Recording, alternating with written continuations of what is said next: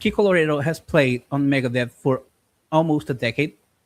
So I want to know, what was it for you to have him on the band for such a long time? And in your opinion, how important Kiko is for Megadeth's history? Well, Kiko is as important as any of the other guitar players before him. He was a guitar player that I chose to play with, and they've got to be good guitar players if I'm going to play with them because, that alone, playing with Dave Mustaine is an accomplishment for people, and it's a good thing on their resume. I love to be able to help give guitar players a step up, help them get some shows that we're on, maybe opening or something like that. I've done that my whole career, giving the opening slot to younger bands or unknown bands, or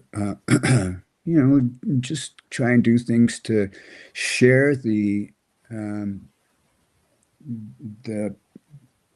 opportunity that we all have Yeah. because we're all doing this for the same reason. We want to be a star. We want to bring our music to our fans. We want people to see what our ideas lyrically and what our talent musically is like. We want that. That's what sets us apart as musicians. That's what's different about a musician and a star. And that's what's different between a star and a superstar. How hard you work. Yeah. Well, Kiko is the second longest serving guitar player in Megadeth's history, behind only Marty Friedman. He recorded two albums with the band, and it was with him that you guys won the Grammys. That's why the news that he was leaving the band caught me by surprise.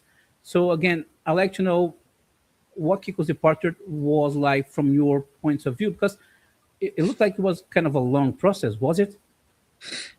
It was very peculiar, and I don't really remember it very well because it was it was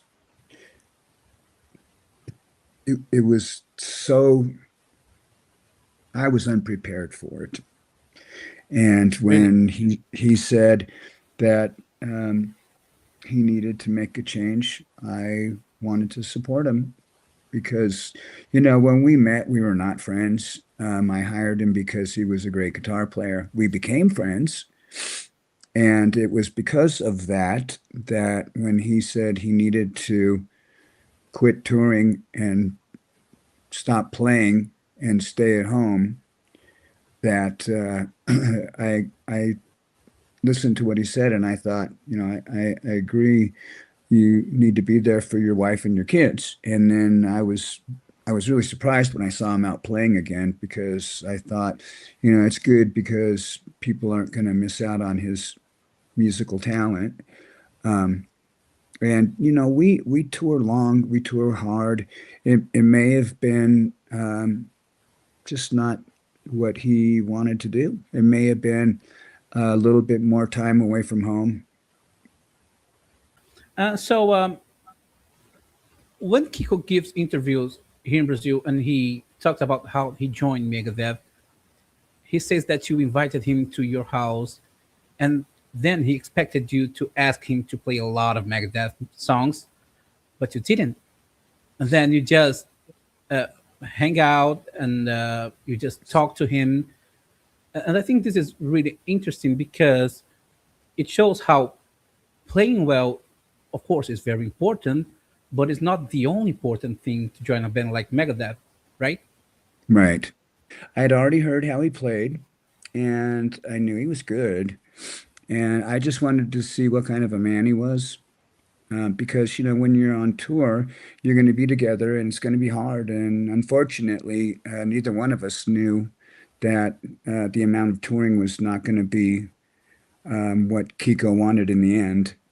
But like I said, I supported him in his decision. He's a very talented person, and I wish him well. Um, about him playing with us on stage, we just don't do that. We did it with Marty because I was supposed to do Budokan with Marty, Hmm. back when he was in the band, and I got sick and we canceled the tour, and he was really upset about it. So I had to make that up to him.